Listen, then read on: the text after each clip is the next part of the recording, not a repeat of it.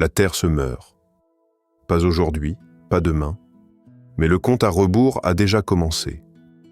Changement climatique, surpopulation, épuisement des ressources, et dans quelques milliards d'années, notre Soleil transformera notre belle planète bleue en un four cosmique.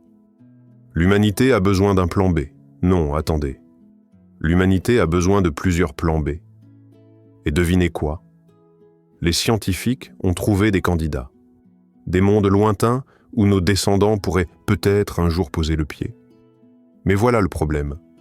Chacun de ces mondes cache ses propres pièges mortels. Imaginez un endroit où la pluie tombe sous forme de méthane liquide, où les vents soufflent plus fort qu'un avion de chasse, où une face de la planète bout pendant que l'autre gèle dans l'obscurité éternelle. Ces mondes existent. Ils tournent autour d'étoiles lointaines ou même dans notre propre système solaire. Et certains pourraient accueillir la vie. Aujourd'hui, creusons dans les détails de 5 planètes où l'humanité pourrait vivre.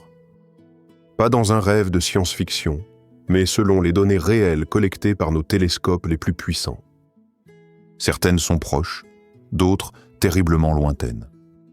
Certaines ressemblent à la Terre, d'autres à des cauchemars gelés.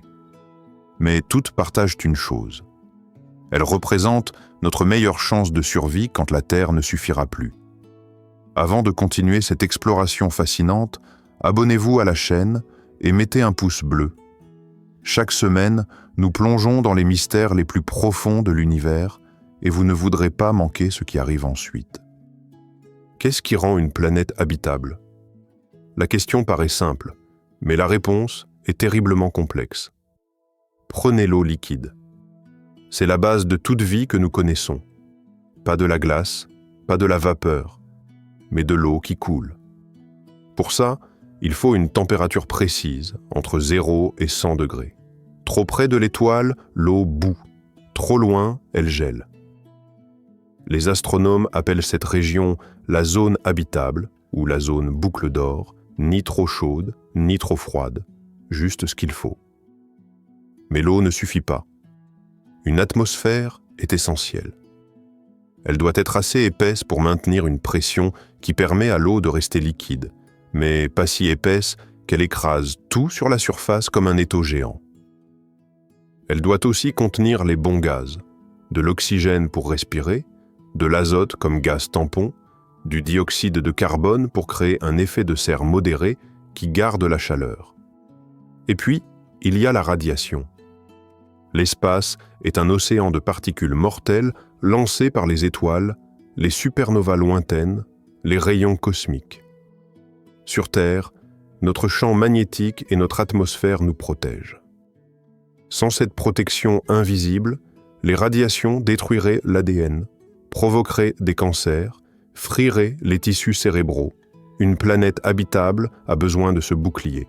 Elle a besoin d'un champ magnétique généré par un noyau de fer liquide en rotation, ou d'une atmosphère si dense qu'elle absorbe les radiations avant qu'elles n'atteignent le sol. Sans cela, même un monde parfait en apparence devient un piège mortel. Et ce n'est pas tout. La gravité compte. Trop faible, l'atmosphère s'échappe dans l'espace. Trop forte, nos os se briseraient sous notre propre poids. L'orbite doit être stable, pas trop excentrique, sinon les températures varieraient de façon extrême. L'étoile elle-même joue un rôle crucial. Les naines rouges, petites et froides, vivent des trillions d'années. Mais elles crachent des éruptions solaires violentes qui peuvent arracher l'atmosphère d'une planète. Les étoiles, comme notre Soleil, sont plus stables, mais elles meurent plus vite. Et les géantes bleues, oubliez-les. Elles brûlent si intensément qu'elles meurent en quelques millions d'années, pas assez de temps pour que la vie complexe évolue. Alors, avec tous ces critères, combien de planètes peuvent vraiment accueillir l'humanité? Sur plus de 5000 exoplanètes découvertes à ce jour, seulement quelques dizaines entrent dans la zone habitable. Et parmi celles-ci, encore moins passent tous les tests. Mais il y en a. Des mondes rocheux qui tournent à la bonne distance de leur étoile. Des super-terres avec des océans profonds, des lunes glacées avec des mers souterraines. Ces endroits existent, ils nous attendent, et aujourd'hui, nous allons explorer les 5 plus prometteurs. Commençons par notre voisin le plus proche dans l'univers. Proxima Centauri. Seulement 4 années-lumière nous séparent de cette planète. À l'échelle cosmique, c'est comme si elle était dans notre jardin. Proxima Centauri, l'étoile haute, est une naine rouge la plus proche du système solaire. En 2016, les astronomes ont détecté quelque chose d'extraordinaire. Une planète rocheuse dans la zone habitable de cette étoile. La nouvelle a fait sensation. Une Terre potentielle juste à côté de nous. Les médias se sont enflammés. Les rêveurs ont imaginé des vaisseaux interstellaires. Mais ensuite, les scientifiques ont regardé de plus près. Et ce qu'ils ont vu a refroidi l'enthousiasme. Proxima Centauri b reçoit environ 65% de la lumière que la Terre reçoit du Soleil. Pas mal, en théorie. Sa température d'équilibre, sans atmosphère, serait de moins 39 degrés. Froid, mais pas impossible. Avec la bonne atmosphère, avec un effet de serre modéré, la température pourrait être supportable. De l'eau liquide pourrait exister. Mais voilà le problème. Cette atmosphère existe-t-elle encore? Proxima Centauri est une étoile capricieuse. Elle crache des éruptions solaires monumentales, des jets de radiation ultraviolette et de rayons X qui bombardent sa planète. Imaginez que notre Soleil produise des éruptions 100 fois plus puissantes que celles que nous connaissons, plusieurs fois par semaine. C'est ça, Proxima Centauri. Et Proxima b, si proche de son étoile, encaisse tout de plein fouet. Les simulations informatiques montrent qu'une atmosphère semblable à celle de la Terre serait arrachée par ces radiations en quelques millions d'années. Le vent stellaire, ce flux constant de particules chargées, emporterait l'oxygène, l'azote, l'eau. La planète deviendrait un désert stérile, battu par les radiations. Certains scientifiques pensent que Proxima b a peut-être eu de l'eau autrefois, des océans même.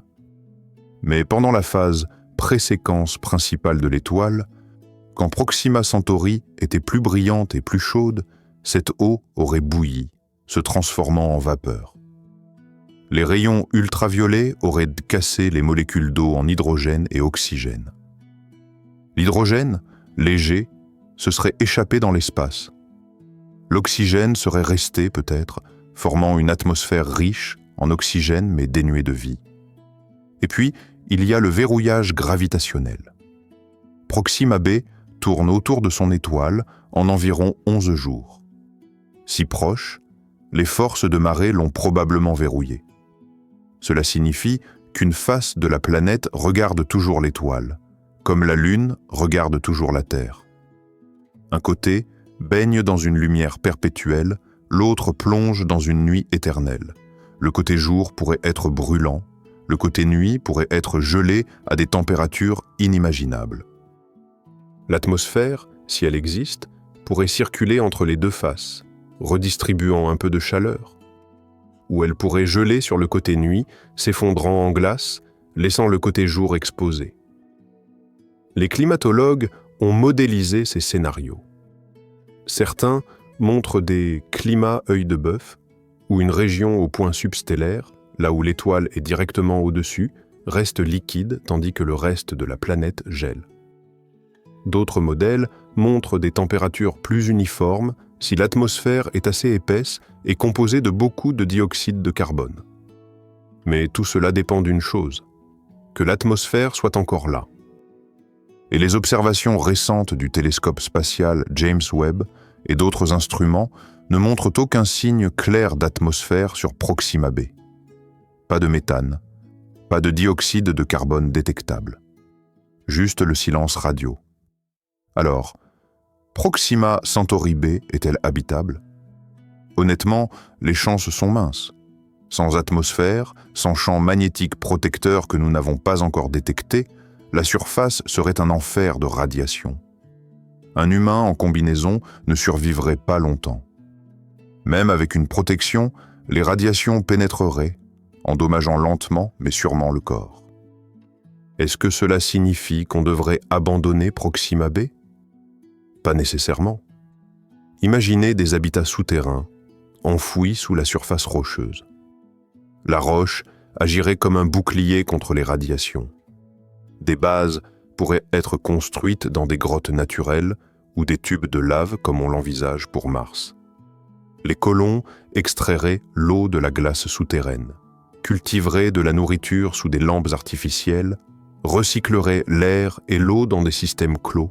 Ce ne serait pas un paradis, ce serait une existence dure, confinée, dépendante de la technologie, mais c'est faisable. La proximité de Proxima b est son plus grand atout. Avec les technologies de propulsion actuelles, un vaisseau mettrait des dizaines de milliers d'années pour y arriver. Mais des concepts comme Breakthrough Starshot envisagent des voiles solaires poussées par des lasers, atteignant 20% de la vitesse de la lumière. À cette vitesse, le voyage prendrait environ 20 ans. Un message radio prendrait 4 ans pour revenir sur Terre. C'est la seule exoplanète où une communication quasi-temps réelle avec la Terre serait possible sur une échelle humaine. Mais Proxima Centauri b nous apprend une leçon cruelle. La proximité ne garantit pas l'habitabilité. Un monde peut être à notre porte et rester mortel. Alors, où d'autres chercher? Et si, au lieu d'une seule planète, nous trouvions tout un système de mondes potentiels? C'est exactement ce qui nous attend dans le prochain chapitre de notre voyage cosmique.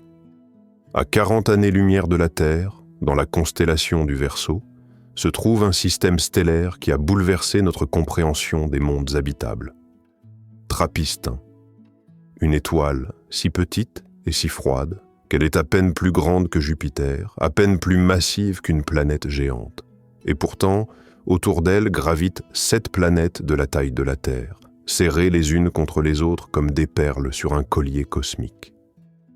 3 de ces planètes, Trappist 1e, F et G, se trouvent dans la zone habitable, mais c'est Thérapiste 1e qui capte toute l'attention. Pourquoi? Parce que de toutes les planètes du système, c'est elle qui ressemble le plus à notre Terre. Trappist 1e a environ 92% du rayon de la Terre. Sa masse est environ 77% de celle de la Terre. Sa densité, presque identique à la nôtre. Cela signifie qu'elle est probablement rocheuse, composée de fer, de silicate, peut-être d'eau.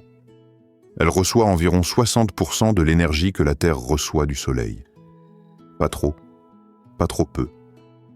Sa température d'équilibre suggère qu'avec une atmosphère, elle pourrait maintenir de l'eau liquide à sa surface. Imaginez-vous debout sur Trappist 1e. L'étoile dans le ciel ressemblerait à un disque énorme, environ 4 fois plus grand que notre Soleil vu de la Terre, brillant d'une lueur rouge profonde. Le ciel ne serait pas bleu, mais plutôt orange ou rouge à cause de la lumière de l'étoile naine rouge. Et levez les yeux, vous verriez les autres planètes du système, certaines apparaissant plus grandes que notre Lune, se déplaçant lentement dans le ciel. Trappist 1F et Trappist 1G seraient visibles à l'œil nu, des disques planétaires clairement identifiables. Vous pourriez voir les phases de ces planètes changer au fil des jours, comme nous voyons les phases de la Lune. Ce serait un spectacle à couper le souffle, un rappel constant que vous n'êtes pas seul dans ce système. Les astronomes ont calculé que depuis Trappist 1, vous pourriez même distinguer les détails de surface sur les planètes voisines avec un simple télescope. Les continents hypothétiques de Trappist 1F apparaîtraient comme des taches sombres sur son disque. Les nuages de Trappist 1G tourbillonneraient visiblement dans son atmosphère. Le système Trappist en offrirait un spectacle céleste quotidien qu'aucun habitant de la Terre n'a jamais connu. Mais ce ballet céleste cache une réalité plus sombre. Comme Proxima b, Trappist 1 est probablement verrouillé gravitationnellement. Une face brûle sous la lumière perpétuelle de l'étoile. L'autre face se cache dans une nuit sans fin.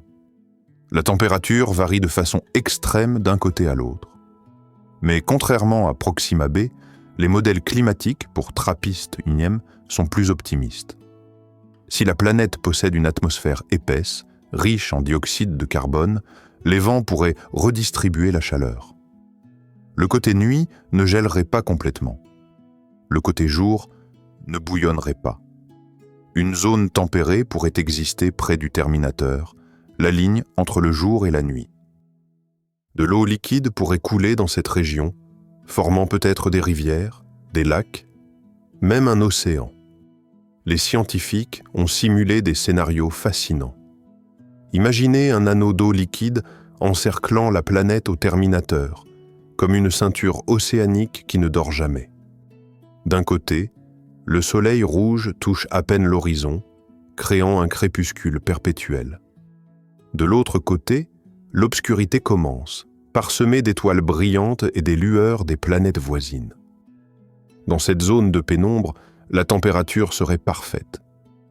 Les vents souffleraient constamment du côté jour vers le côté nuit, créant des courants atmosphériques prévisibles. Les colons pourraient construire des villes le long de ce terminateur, profitant de la lumière douce et des températures modérées. Mais voilà le hic. Les observations récentes du télescope spatial James Webb jettent un doute énorme sur l'existence de ces atmosphères. Les scientifiques ont pointé le JWST vers TRAPPIST-1b et TRAPPIST-1c, les deux planètes les plus proches de l'étoile. Résultat, aucune trace d'atmosphère significative. Pas de dioxyde de carbone, pas de méthane, pas de vapeur d'eau détectable. Ces planètes semblent être des boules de roche nues, bombardées sans pitié par les radiations de l'étoile. Pourquoi? Parce que TRAPPIST-1, comme toutes les naines rouges, est une étoile violente.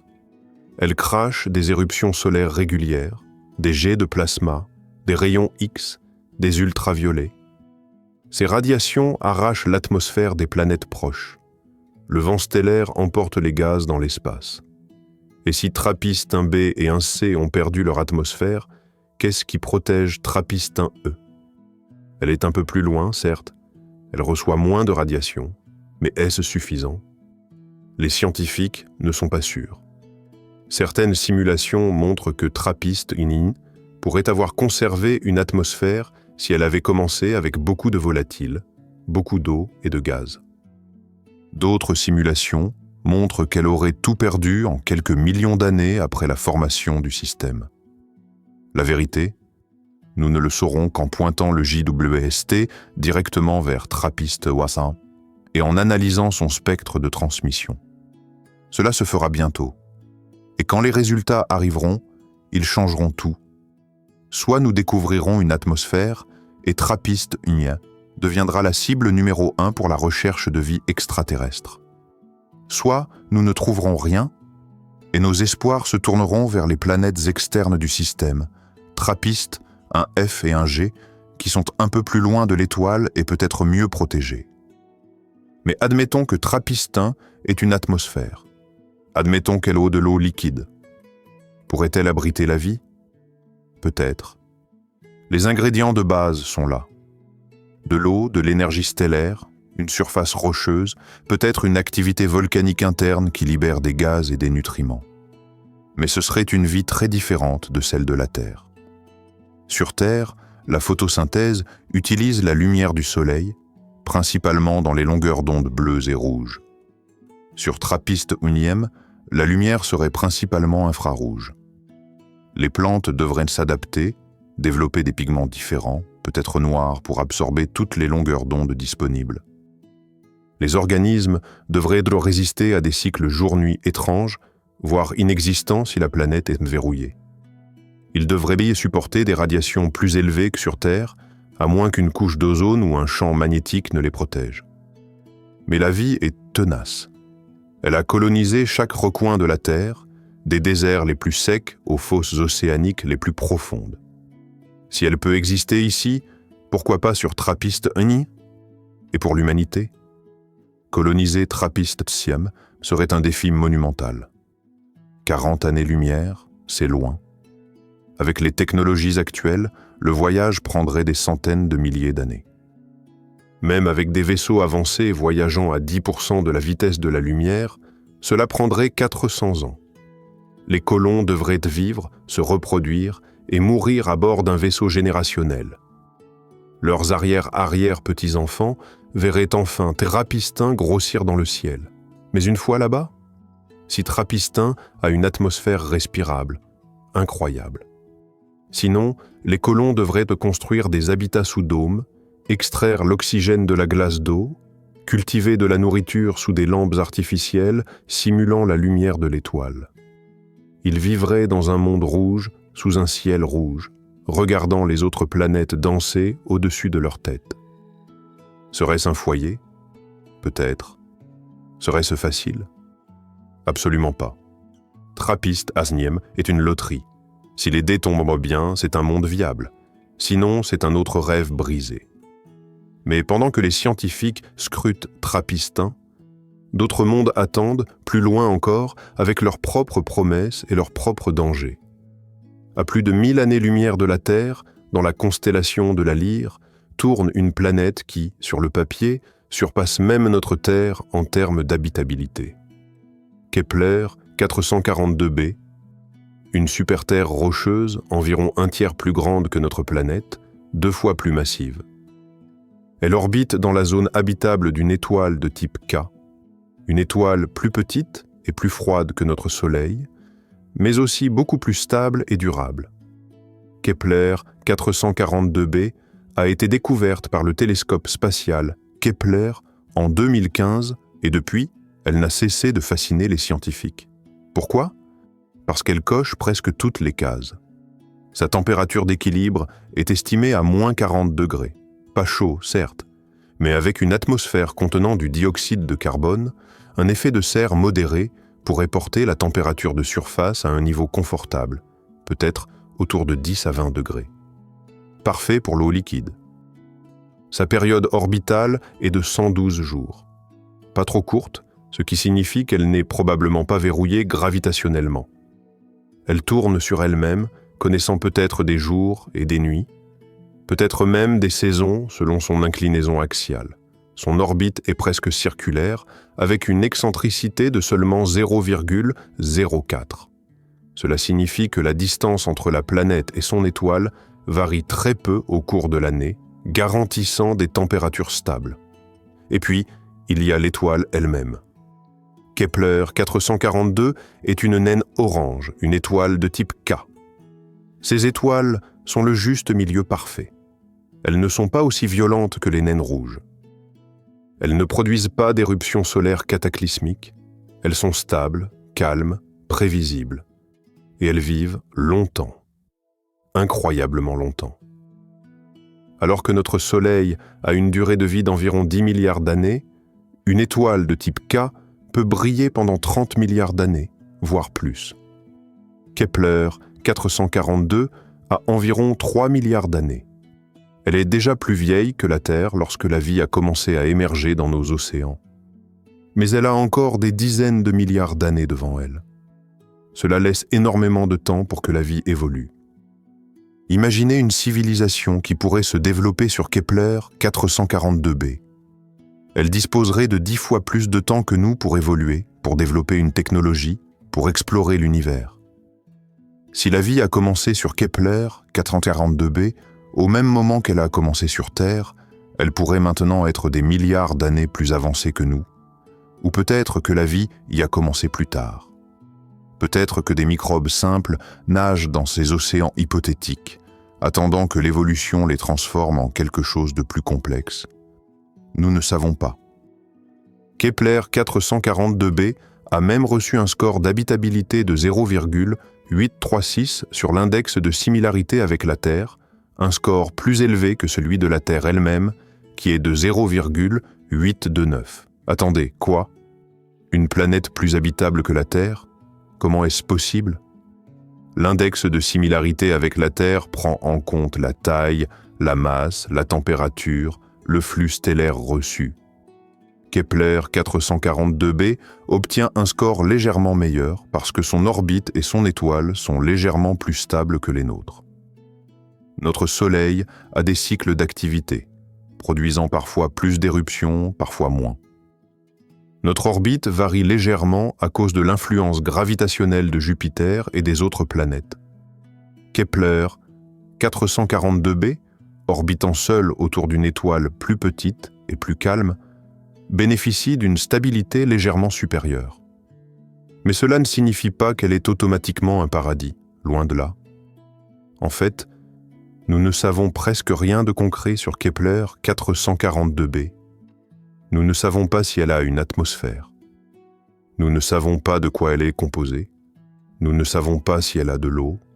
Nous ne savons même pas sa masse exacte, seulement une estimation basée sur sa taille et des modèles théoriques de composition planétaire. Pourquoi tant d'inconnus ? Parce que Kepler 442b est terriblement loin. 1200 années-lumière. La lumière que nous recevons de cette planète a quitté son système quand Charlemagne régnait sur l'Europe. Quand nous observons Kepler 442b, nous voyons le passé. Avec cette distance, même le télescope spatial James Webb, le plus puissant que nous ayons jamais construit, ne peut pas analyser directement l'atmosphère de Kepler 442b. Elle est trop petite, trop faible, trop perdue dans la lueur de son étoile. Nous devons attendre la prochaine génération de télescopes. Des monstres comme le télescope extrêmement grand, l'ELT, avec son miroir de 39 mètres de diamètre. Ou le Habitable Worlds Observatory, un télescope spatial conçu spécifiquement pour imager directement des exoplanètes et analyser leur atmosphère. Ces instruments arriveront dans les années 2030 et au-delà. D'ici là, Kepler 442b reste un mystère. Mais les scientifiques peuvent y spéculer. Si Kepler 442b a une atmosphère épaisse, elle pourrait ressembler à une version plus chaude de la Terre primitive. Peut-être une atmosphère riche en dioxyde de carbone et en azote, avec des océans profonds couvrant une grande partie de sa surface. Peut-être des continents, peut-être de la vie microbienne, peut-être même de la vie complexe. Ou peut-être qu'elle ressemble à Vénus, une atmosphère écrasante, un effet de serre incontrôlable, une surface brûlante et stérile. Nous ne savons pas. Nous ne pouvons que deviner. Et si nous voulions y aller, oubliez ça. Avec les technologies actuelles, un voyage vers Kepler 442b prendrait 20 millions d'années. Même avec un vaisseau avançant à 10% de la vitesse de la lumière, le voyage durerait 12 000 ans. Des générations et des générations de colons naîtraient, vivraient et mourraient dans le vaisseau sans jamais voir leur destination. Et quand ils arriveraient enfin, que trouveraient-ils ? Peut-être un monde accueillant, peut-être un enfer. Impossible à dire. Kepler 442b est le rêve ultime et le cauchemar ultime. C'est une planète qui pourrait être parfaite, mais elle est si loin qu'elle reste hors de portée pour des siècles, peut-être des millénaires. Elle nous rappelle une vérité cruelle. L'univers est vaste et même nos voisins cosmiques les plus proches sont séparés de nous par des gouffres de temps et d'espace impossibles à franchir avec notre technologie actuelle. Alors, concentrons-nous sur quelque chose de plus accessible. Un monde plus proche, un monde que nous pouvons étudier maintenant, un monde qui pourrait révéler ses secrets de notre vivant. À 49 années-lumière de la Terre, dans la constellation de la Baleine, se trouve une planète qui vient de faire les gros titres, LHS 1140b. Pendant des années, elle était considérée comme une super-Terre rocheuse et dense, intéressante, mais pas extraordinaire. Puis, en 2024, tout a changé. De nouvelles observations du télescope spatial James Webb ont révélé quelque chose d'incroyable.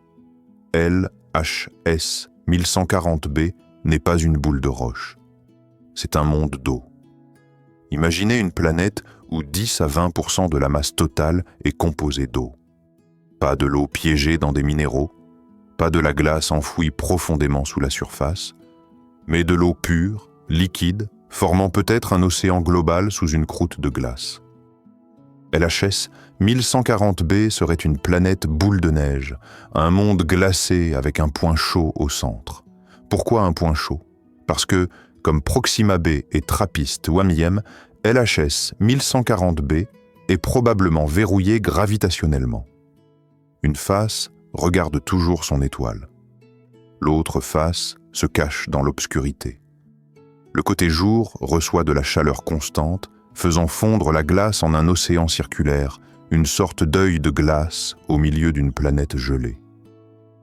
Les modèles suggèrent que cet océan pourrait avoir 4000 km de diamètre, environ la moitié de la surface de l'océan Atlantique. Profond, tempéré, peut-être abrité du vent par des montagnes de glace environnantes. Et il y a plus. Les données du JWST ont détecté des indices d'une atmosphère. Pas une atmosphère épaisse et riche en hydrogène comme celle d'une mini-Neptune. Non, quelque chose de plus léger, de plus dense. Peut-être de l'azote, comme sur Terre. Peut-être du dioxyde de carbone. Peut-être de la vapeur d'eau. C'est la première fois que nous voyons un indice d'atmosphère sur une planète rocheuse dans la zone habitable. La première fois. C'est énorme. Cela signifie que LHS 1140b a peut-être survécu aux éruptions de son étoile. Elle a peut-être gardé ses gaz, ses océans, peut-être même des conditions propices à la vie. L'étoile LHS 1140 est une naine rouge de type M, plus petite et plus froide que notre Soleil. Mais contrairement à d'autres naines rouges comme Proxima Centauri ou TRAPPIST-1, LHS 1140 est incroyablement calme. Pas d'éruption solaire géante, pas de vent stellaire dévastateur, juste une lueur stable, constante, prévisible. Cela fait toute la différence. LHS 1140b a pu conserver son atmosphère parce que son étoile ne l'a pas arrachée. Et maintenant, cette atmosphère pourrait être la clé pour découvrir si la planète est vraiment habitable. Les scientifiques prévoit d'un moment de pointer à nouveau le JWST vers LHS 1140b dans les prochaines années. Ils chercheront des signatures de gaz spécifiques, du dioxyde de carbone à 4,2 micromètres de longueur d'onde. De l'azote peut être mélangé à de la vapeur d'eau. Si ces gaz sont confirmés, cela signifiera que LHS 1140b a une atmosphère secondaire, une atmosphère formée après la formation de la planète par le dégazage des volcans et des impacts de comètes. Une atmosphère semblable à celle de la Terre primitive. Et si cette atmosphère contient de l'oxygène? Attention, l'oxygène seul ne signifie pas vie. Il pourrait provenir de la photodissociation de l'eau, où les rayons ultraviolets cassent les molécules d'eau en hydrogène et oxygène, l'hydrogène s'échappant et laissant l'oxygène derrière. Mais si l'oxygène est accompagné de méthane, alors là, ça devient intéressant. Le méthane et l'oxygène ne coexistent pas naturellement. Ils réagissent chimiquement. La seule façon de les maintenir ensemble dans une atmosphère, c'est par un processus biologique. Quelque chose qui produit constamment du méthane, comme des microbes. Quelque chose qui produit constamment de l'oxygène, comme des plantes. Nous ne sommes pas encore là, mais nous pourrions y arriver bientôt. Imaginons que LHS 1140b soit vraiment habitable. Que verrions-nous si nous y atterrissions? Tout d'abord, la gravité, environ 30% plus forte que sur Terre. Marcher serait plus difficile, soulever des objets serait plus dur, mais pas impossible. Les humains s'adapteraient, développeraient peut-être des muscles plus forts au fil des générations. Le ciel serait rouge sombre, teinté par la lumière de la naine rouge. Le soleil, ou plutôt l'étoile LHS 1140, apparaîtrait environ 3 fois plus grand que notre soleil vu de la Terre, mais beaucoup plus faible, brillant d'une lueur rouge profonde. Et devant vous s'étendrait l'océan. Un océan gelé sur les bords, liquide au centre. L'eau serait probablement salée, peut-être plus salée que les océans terrestres, chargés de minéraux dissous. La température de surface autour de l'océan pourrait être agréable, peut-être autour de 20 degrés si l'effet de serre est suffisamment fort. Mais éloignez-vous du point substellaire et la température chuterait rapidement. À quelques centaines de kilomètres, tout serait gelé. La glace s'étendrait à perte de vue, épaisse de kilomètres, recouvrant le reste de la planète. Vous seriez dans une île de chaleur au milieu d'un monde glacé, isolé, confiné, mais vivable. Pourriez-vous respirer l'air? Peut-être. Si l'atmosphère contient de l'azote et de l'oxygène dans les bonnes proportions, oui. Mais si elle est dominée par le dioxyde de carbone, non. Vous auriez besoin de masques, de systèmes de filtration. Peut-être que les colons construiraient des dômes autour de l'océan, créant des zones habitables avec de l'air respirable. Peut-être qu'ils cultiveraient des algues dans l'océan, produisant de l'oxygène, nourrissant des poissons génétiquement modifiés. Peut-être qu'ils foreraient dans la glace pour atteindre les océans souterrains plus profonds, découvrant des écosystèmes cachés. LHS 1140b est le meilleur candidat que nous ayons actuellement pour une planète habitable. Elle est assez proche pour être étudiée avec nos télescopes actuels. Elle a des indices d'atmosphère. Elle a probablement de l'eau liquide. Son étoile est calme et stable. Elle coche presque toutes les cases. Presque. Parce qu'il reste une question. Si nous décidons d'y aller, combien de temps faudrait-il pour y arriver? Avec les vaisseaux actuels, des centaines de milliers d'années. Avec des vaisseaux avancés, voyageant à 10% de la vitesse de la lumière, environ 500 ans. Un voyage multigénérationnel, dur, long, mais faisable. Et comparé aux milliers d'années nécessaires pour atteindre des mondes comme Kepler 442b, LHS 1140b est pratiquement à notre porte. Mais pendant que nous rêvons de voyages interstellaires, il existe un endroit dans notre propre système solaire, un monde que nous pourrions atteindre en quelques années avec notre technologie actuelle. Un monde où l'humanité pourrait survivre, même si ce ne serait jamais confortable. Titan, la plus grande lune de Saturne. Un monde enveloppé dans une atmosphère orange et brumeuse, cachant des paysages étranges et fascinants. Titan n'est pas une planète, c'est une lune. Mais elle est plus grande que la planète Mercure. Elle a une atmosphère plus épaisse que celle de la Terre. Et elle est la seule autre endroit dans le système solaire, à part la Terre, où nous avons confirmé l'existence de liquides stables à la surface. Pas de l'eau, bien sûr. Il fait beaucoup trop froid pour ça. La température moyenne à la surface de Titan est de moins 179 degrés. À cette température, l'eau est dure comme le béton. Mais d'autres substances restent liquides. Le méthane et l'éthane, des hydrocarbures que nous utilisons sur Terre comme gaz naturel, coulent sur Titan comme de l'eau. Il pleut du méthane. Des rivières de méthane serpentent à travers des paysages de glace d'eau. Des lacs et des mers d'éthane et de méthane s'étendent sur des centaines de kilomètres, principalement près des pôles. La mission Cassini-Huygens a cartographié ces mers. Kraken-Mare, la plus grande, contient plus d'hydrocarbures liquides que toutes les réserves de pétrole et de gaz de la Terre combinées. Imaginez ça, un océan de carburant, assez pour alimenter la civilisation humaine pendant des millénaires. Et puis, il y a l'atmosphère. Titan est le seul satellite du système solaire avec une atmosphère dense et stable. Elle a le composé à 95% d'azote, comme l'atmosphère terrestre, avec un peu de méthane et des traces d'autres gaz organiques complexes. La pression atmosphérique à la surface est environ 1,5 fois celle de la Terre. Cela signifie que vous n'auriez pas besoin d'une combinaison pressurisée pour marcher sur Titan. Juste une combinaison chauffée et un masque pour respirer.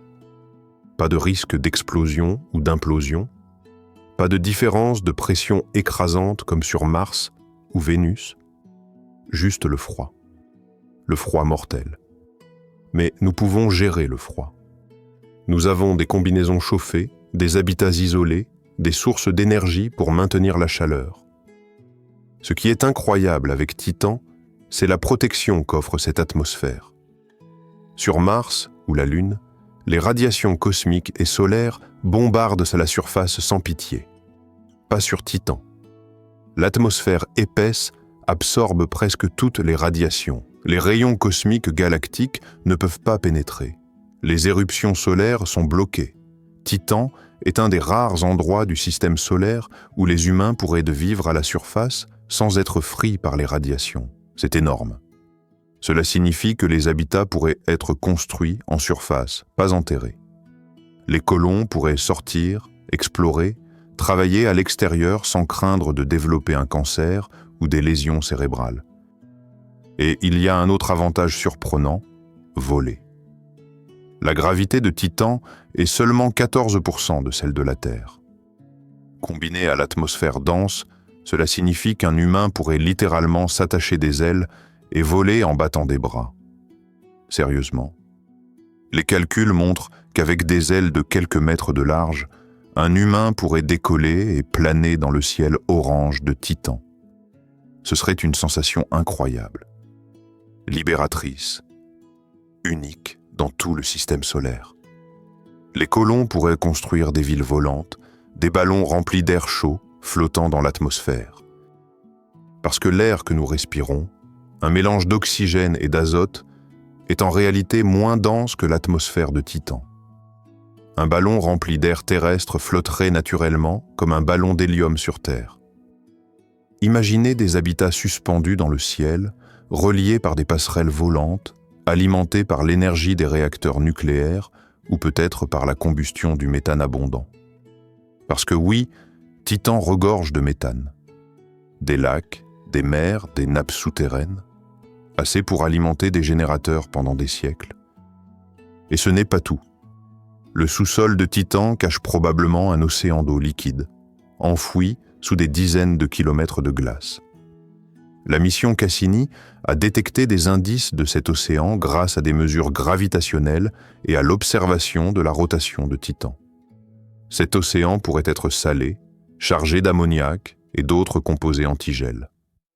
Pourrait-il abriter de la vie ? Peut-être. Une vie très différente de celle de la Terre, adaptée au froid, à la salinité extrême, à l'obscurité totale. Mais c'est possible. Alors, pourquoi n'allons-nous pas sur Titan maintenant ? Parce que c'est loin. Saturne orbite à environ 1,4 milliard de kilomètres du Soleil. Avec les vaisseaux actuels, le voyage prend environ 7 ans, comme l'a montré la mission Cassini. 7 ans. Ce n'est pas si long comparé aux siècles nécessaires pour atteindre les exoplanètes. Mais c'est assez long pour poser des défis logistiques.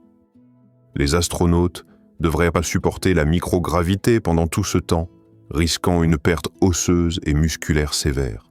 Ils auraient besoin de systèmes de support vie robustes, de nourriture pour 7 ans, d'eau recyclée, d'air filtré, et une fois arrivés, ils devraient faire face au froid, construire des habitats chauffés, extraire l'eau de la glace, électrolyser cette eau pour produire de l'oxygène, cultiver de la nourriture sous des lampes artificielles alimentées par des réacteurs.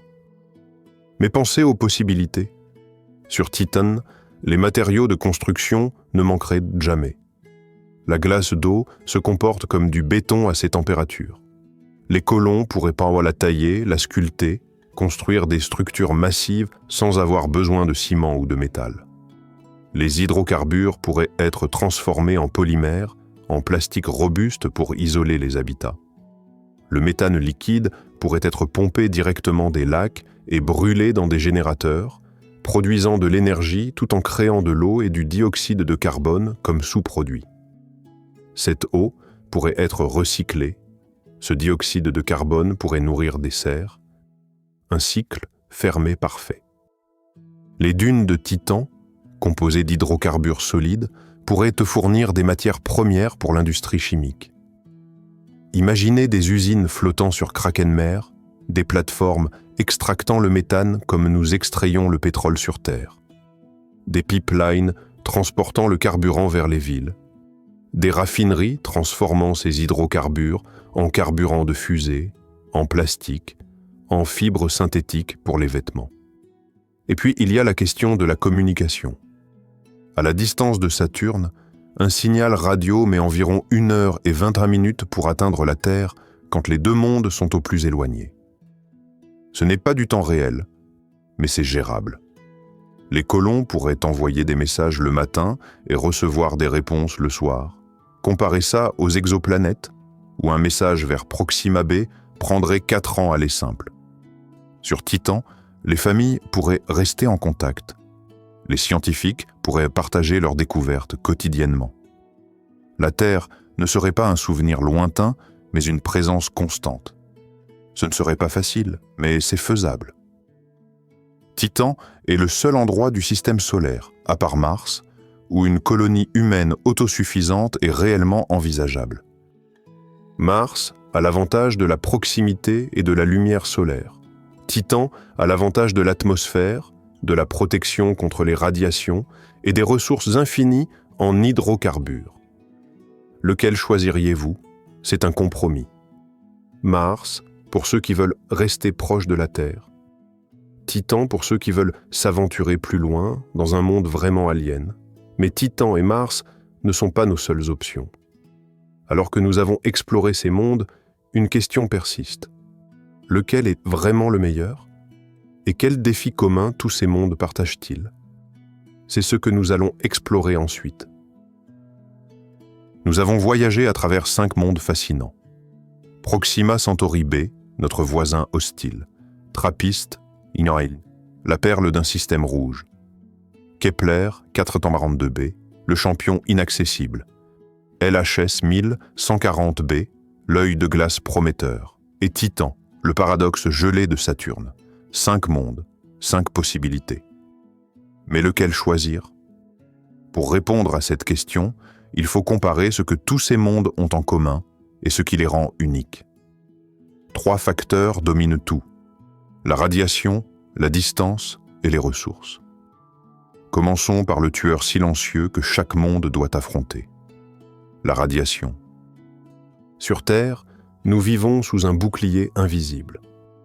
Le champ magnétique terrestre, généré par notre noyau de fer liquide en rotation, dévie les particules chargées du vent solaire.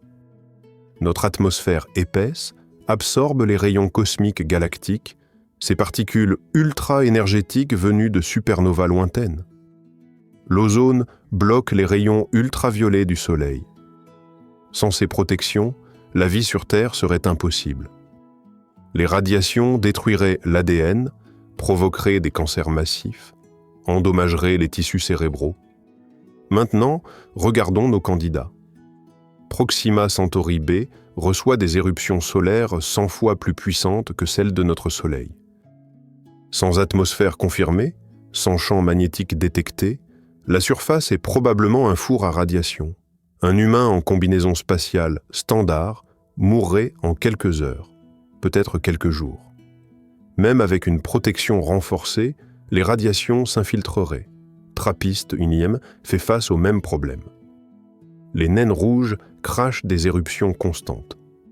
Si Trappiste 1 a perdu son atmosphère comme ses sœurs planétaires B et C, alors la surface est inhabitable. Les colons devraient de vivre sous terre, enfouis sous des mètres de roches. Kepler, 442 b par contre, orbite une étoile calme.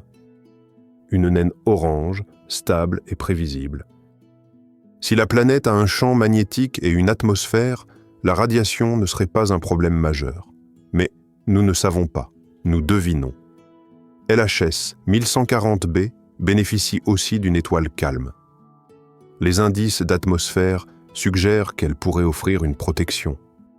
Mais encore une fois, nous attendons confirmation. Et puis, il y a Titan. Titan est le roi de la protection anti-radiation. Son atmosphère dense absorbe presque tout. Les rayons cosmiques ne passent pas. Les éruptions solaires sont bloquées.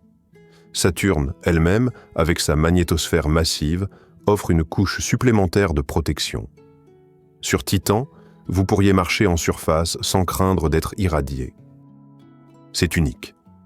Aucune autre destination dans notre liste ne peut offrir ça. Sur ce critère, Titan gagne haut la main. Mais la radiation n'est qu'un facteur. Passons au suivant, la distance. Parce qu'un monde peut être parfait, Mais s'il faut des millénaires pour y arriver, à quoi bon? Proxima Centauri b est à 4 années-lumière. C'est la plus proche exoplanète habitable connue. Avec nos vaisseaux actuels, le voyage prendrait des dizaines de milliers d'années?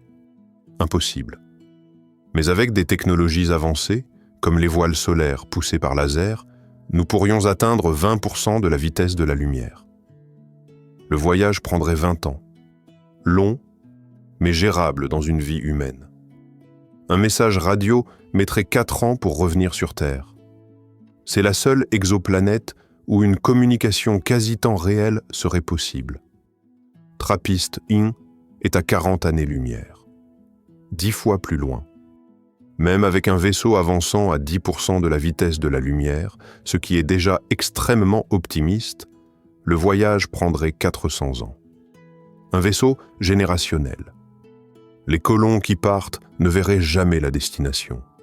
Leurs arrière-arrière-petits-enfants, peut-être. C'est un engagement de civilisation, pas d'individu. Kepler 442b, 1200 années-lumière. Avec un vaisseau à 10% de la vitesse de la lumière, 12 000 ans, oublié. À moins d'une révolution technologique totale, comme la propulsion à distorsion ou les trous de verre, Kepler 442b restera un rêve inaccessible pour des siècles, peut-être des millénaires. LHS 1140b est à 49 années-lumière. Similaire à TRAPPIST-1. Un voyage multigénérationnel, mais techniquement faisable avec une technologie avancée. 500 ans à 10% de la vitesse de la lumière. Et Titan? Titan est à environ 1,4 milliard de kilomètres. 7 ans de voyage avec la technologie actuelle. Pas de science-fiction nécessaire. Pas de moteur à antimatière. Pas de voile solaire. Juste des fusées chimiques améliorées, comme celles que nous utilisons déjà. Nous pourrions envoyer une mission habitée vers Titan dans les prochaines décennies si nous le voulions vraiment. Les astronautes partiraient, passeraient 7 ans en route, arriveraient, établiraient une base et communiqueraient avec la Terre avec seulement environ 1 heure de délai radio quand Saturne est au plus loin. C'est gérable. C'est proche. Sur ce critère, Titan gagne encore. Mais attendez. Proximité et protection ne suffisent pas. Il faut aussi pouvoir survivre. Il faut des ressources. De l'eau, de l'énergie, des matériaux de construction. Regardons ce que chaque monde peut offrir. Proxima Centauri b pourrait avoir de l'eau gelée dans son sous-sol. Peut-être. Si elle en a perdu pendant la phase préséquence principale de son étoile, il pourrait en rester piégé sous la surface. Les colons devraient forer, extraire, faire fondre. L'énergie? Panneaux solaires? Peut-être. Mais la lumière de Proxima Centauri est principalement infrarouge, moins efficace pour la conversion photovoltaïque. Des réacteurs nucléaires seraient essentiels. TRAPPIST-1, si elle a de l'eau, pourrait être riche en ressources. Océan peut-être. Glace polaire. Mais encore une fois, tout dépend de l'atmosphère. Sans atmosphère, pas d'eau liquide. Juste de la glace. Kepler 442b? Aucune idée? Nous espérons qu'elle a des océans, des continents, peut-être même une biosphère. Mais c'est de la spéculation pure. LHS 1140b est un monde d'eau. 10 à 20% de sa masse en eau. Un océan global peut-être. De la glace partout ailleurs. L'eau ne serait pas un problème. L'énergie non plus, si les colons construisent des réacteurs nucléaires ou utilisent des panneaux solaires adaptés à la lumière rouge de la naine. Et Titan? Titan est une mine d'or de ressources. Eau gelée partout, dure comme du béton mais facile à extraire et à faire fondre. Azote dans l'atmosphère, parfait pour créer des atmosphères respirables dans les habitats. Méthane et éthane en abondance, des hydrocarbures qui peuvent être brûlés pour produire de l'énergie ou utilisés comme matière première pour fabriquer des plastiques. Des lacs et des mers entiers de carburant liquide. Assez pour alimenter une colonie pendant des millénaires. Et sous la surface, un océan d'eau liquide salée, peut-être chargé de composés organiques.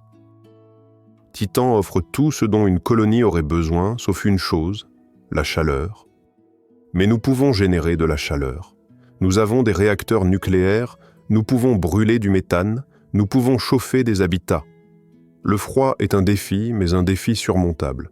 Sur le critère des ressources, Titan gagne encore. Alors, résumons. Radiation, Titan gagne. Distance, Titan gagne. Ressources, Titan gagne. Est-ce que cela signifie que Titan est le meilleur choix? Pas nécessairement. Parce qu'il y a un facteur que nous n'avons pas encore vraiment abordé, la psychologie. Vivre sur Titan serait étrange. Très étrange. Le ciel serait orange perpétuellement à cause de la brume atmosphérique. La lumière serait faible comme un crépuscule constant. Saturne flotterait dans le ciel, un spectacle magnifique, mais aussi un rappel constant que vous êtes loin de chez vous.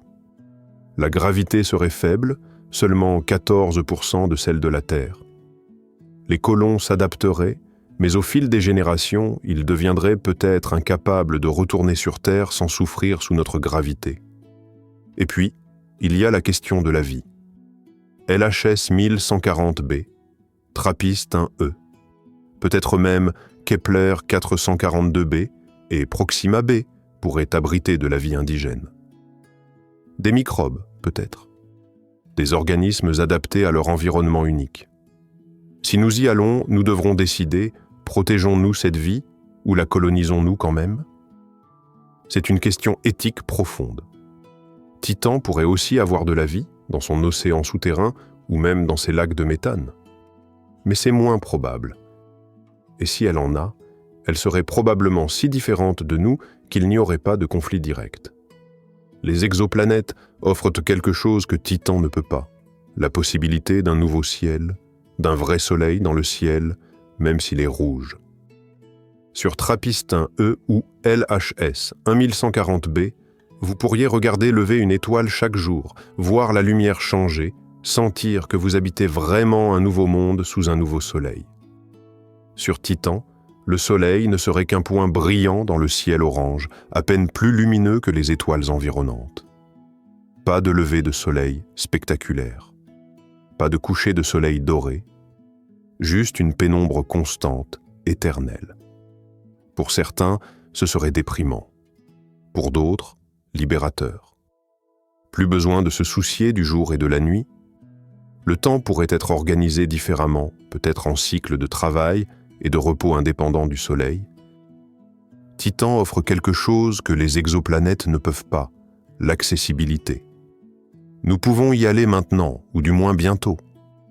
Nous n'avons pas besoin d'attendre des siècles pour que la technologie de propulsion interstellaire se développe. Nous n'avons pas besoin d'envoyer des générations entières dans l'espace, condamnées à ne jamais voir leur destination. Les premiers colons de Titan pourraient être les mêmes personnes qui partent de la Terre. Ils vieilliraient pendant le voyage, certes, mais ils arriveraient. Ils verraient Titan de leurs propres yeux. Ils marcheraient sur sa surface. Ils construiraient les premières villes.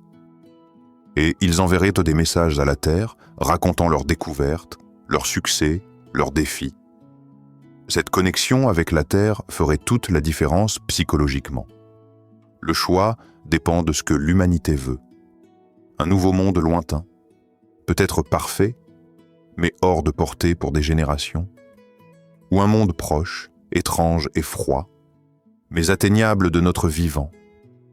Un monde où nous pourrions devenir une espèce interstellaire, ou un monde où nous resterions liés au système solaire, mais avec une sécurité accrue contre les catastrophes terrestres. Il n'y a pas de mauvaise réponse. Chaque option a sa valeur. Et peut-être, juste peut-être, nous n'avons pas à choisir. Alors, où cela nous mène-t-il? 5 mondes, 5 possibilités, chacun avec ses avantages et ses pièges mortels. La vérité, c'est qu'il n'y a pas de réponse unique. L'humanité n'a pas besoin de choisir un seul monde. Nous avons besoin de tous. Proxima Centauri b pourrait devenir un avant-poste pour tester les technologies de survie autour des naines rouges. Même si hostile, elle est proche, et la proximité a de la valeur. TRAPPIST-1 pourrait être la cible d'une mission robotique avancée dans les prochaines décennies, envoyant des sondes pour analyser son atmosphère, chercher des signes de vie. Si elle se révèle habitable, elle pourrait devenir un objectif pour un vaisseau générationnel dans 1 ou 2 siècles. Kepler 442b restera probablement un rêve lointain pendant longtemps. Mais elle nous rappelle que l'univers est vaste et que quelque part là-bas, des mondes parfaits existent.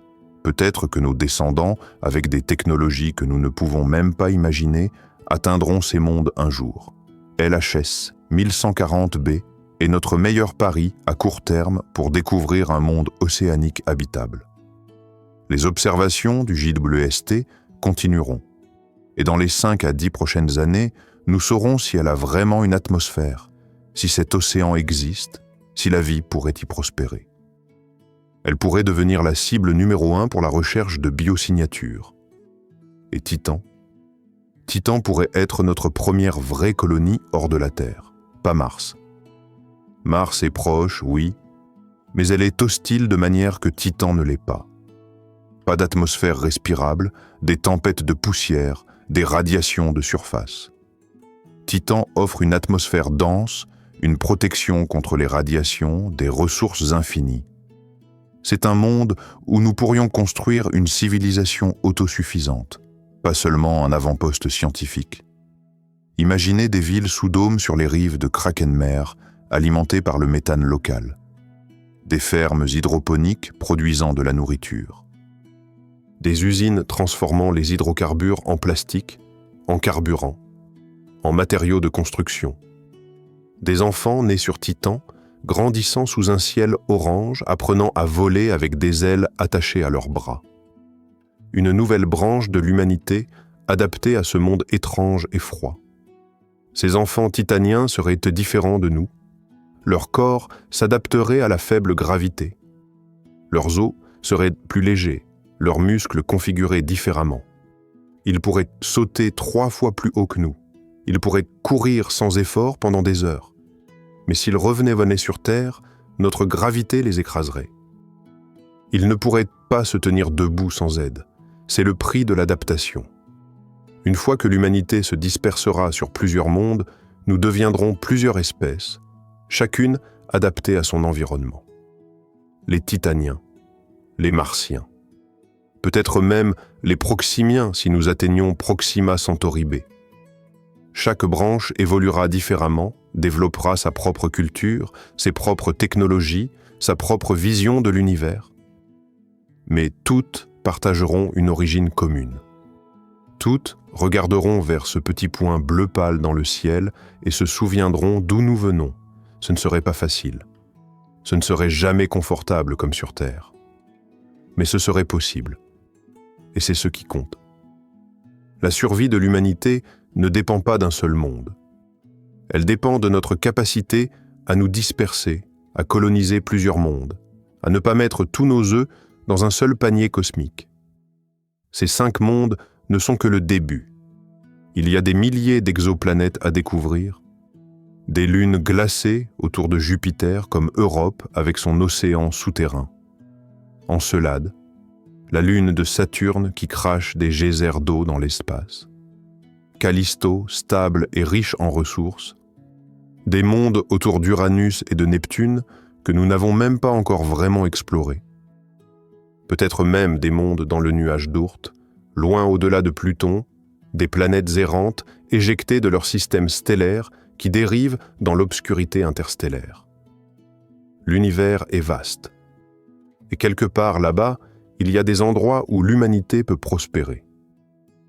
Alors, quelle est la prochaine étape? Pour Titan, nous pourrions lancer une mission habitée dans les 30 ou 40 prochaines années si nous nous y engageons sérieusement. La NASA étudie déjà la mission Dragonfly, un drone qui explorera Titan dans les années 2030. Ce quadricoptère nucléaire volera d'un site à l'autre, analysant la chimie organique de la surface, cherchant des signes de vie prébiotiques dans les lacs de méthane. Dragonfly testera aussi les technologies qui seront nécessaires pour une mission habitée. navigation autonome dans l'atmosphère dense, atterrissage précis malgré la visibilité limitée, extraction d'énergie des sources locales. Après Dragonfly, une mission habitée pourrait suivre, peut-être dans les années 2050 ou 60. Un équipage de 6 ou 8 astronautes partirait de la Terre dans un vaisseau génération réduite, passerait 7 ans en transit, puis établirait la première base permanente sur Titan. Cette base serait le point de départ pour l'exploration du système saturnien. Des missions vers Encelade pour étudier ses geysers, vers Europe pour percer sa croûte de glace. Titan deviendrait le hub, le centre névralgique de l'exploration du système solaire externe. Pour LHS 1140b, nous continuons les observations avec le JWST, confirmant ou infirmant la présence d'une atmosphère et d'un océan. Les prochaines campagnes d'observation sont déjà planifiées. En 2026, le JWST pointera à nouveau vers LHS 1140b, cette fois avec un temps d'exposition plus long, cherchant des signatures spectrales plus faibles. Si les données confirment la présence d'azote et de vapeur d'eau, LHS 1140b deviendra instantanément le monde le plus étudié hors du système solaire. Tous les grands télescopes se tourneront vers elle. L'Extremely Large Telescope en construction au Chili, le 30-meter Telescope à Hawaï. Peut-être même le successeur du JWST, déjà en phase de conception. Ces observations pourraient révéler des biosignatures, du méthane inexpliqué, de l'oxygène en grande quantité, des chlorophylles modifiés, adaptés à la lumière rouge. Si nous trouvons ça, ce sera la découverte du siècle, la preuve que nous ne sommes pas seuls. Pour Trappistin, nous envoyons des sondes robotiques avancées, peut-être même des atterrisseurs, pour analyser directement la surface. Des missions comme celle envisagée par l'Agence spatiale européenne pourraient partir dans les décennies à venir. Ces sondes utiliseraient la propulsion ionique, accélérant lentement mais constamment pendant des années. Le voyage prendrait des siècles, mais une fois arrivée, elle pourrait orbiter Trappistin, étudier chacune des 7 planètes, envoyer des atterrisseurs sur les plus prometteuses.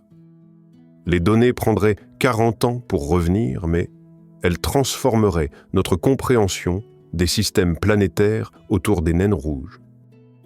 Pour Proxima Centauri b, nous développons les technologies de propulsion interstellaire. Le projet Breakthrough Starshot teste déjà des prototypes de voiles solaires miniatures. Ces voiles, grandes comme une main mais pesant moins qu'1 gramme, seraient poussées par des lasers depuis la Terre, atteignant des vitesses incroyables. Des milliers de ces microsondes seraient lancées vers Proxima, formant un essaim. La plupart échoueraient, détruites par la poussière interstellaire ou déviées de leur trajectoire. Mais quelques-unes passeraient près de Proxima b, prenant des photos, mesurant l'atmosphère, envoyant les données vers la Terre. Dans 50 ans, peut-être, nous enverrons la première vague. 20 ans plus tard, les premières images arriveront. Des photos d'un autre monde autour d'une autre étoile, prises à quelques milliers de kilomètres de distance. Ce sera historique. Et pour Kepler 442b et tous les autres mondes lointains, nous construisons des télescopes encore plus puissants. Le Habitable Worlds Observatory sera lancé dans les années 2040. Avec un miroir de 6 mètres de diamètre et un coronographe ultra précis, il pourra imager directement des exoplanètes comme Kepler 442b, bloquant la lumière de l'étoile haute pour révéler le monde caché. Il pourra détecter leurs atmosphères, chercher de l'oxygène et du méthane ensemble, analyser la couleur de leur surface pour détecter la végétation. Si Kepler 442b a des océans bleus et des continents verts, nous le saurons. Si elle a des villes illuminées sur sa face nocturne, nous les verrons peut-être. Ce télescope ne cherchera pas seulement des biosignatures, il cherchera des technosignatures, des signes de civilisation avancée. Parce que si la vie existe ailleurs, pourquoi ne serait-elle pas intelligente? Pourquoi ne construirait-elle pas des villes, des télescopes, des vaisseaux spatiaux? Peut-être que quelque part là-bas, une civilisation pointe ses télescopes vers nous, se demandant si nous existons. Chaque monde que nous explorons nous rapproche de la réponse à la question ultime. Sommes-nous seuls? Et si nous ne le sommes pas, comment coexisterons-nous avec d'autres formes de vie, d'autres intelligences, sur ces mondes partagés ou voisins? L'avenir de l'humanité ne se trouve pas seulement sur Terre. Il se trouve dans les étoiles. Sur ces 5 mondes et sur d'innombrables autres que nous n'avons pas encore découverts. Et un jour, peut-être dans 100 ans, peut-être dans 1000 ans, nos descendants regarderont en arrière vers la Terre et se souviendront du petit point bleu d'où tout a commencé. Mais ils ne seront plus liés à ce seul monde. Ils seront citoyens de la galaxie. Et tout commence maintenant avec les choix que nous faisons, les missions que nous lançons, les technologies que nous développons. Si cette exploration vous a fasciné, si vous voulez en savoir plus sur les mystères de l'univers, abonnez-vous à la chaîne et activez la cloche. Listen. Chaque semaine, nous plongeons dans des questions qui repoussent les limites de notre compréhension. Et mettez un pouce bleu pour soutenir ce contenu. L'univers est vaste, les réponses sont là-bas, et ensemble, nous les découvrirons.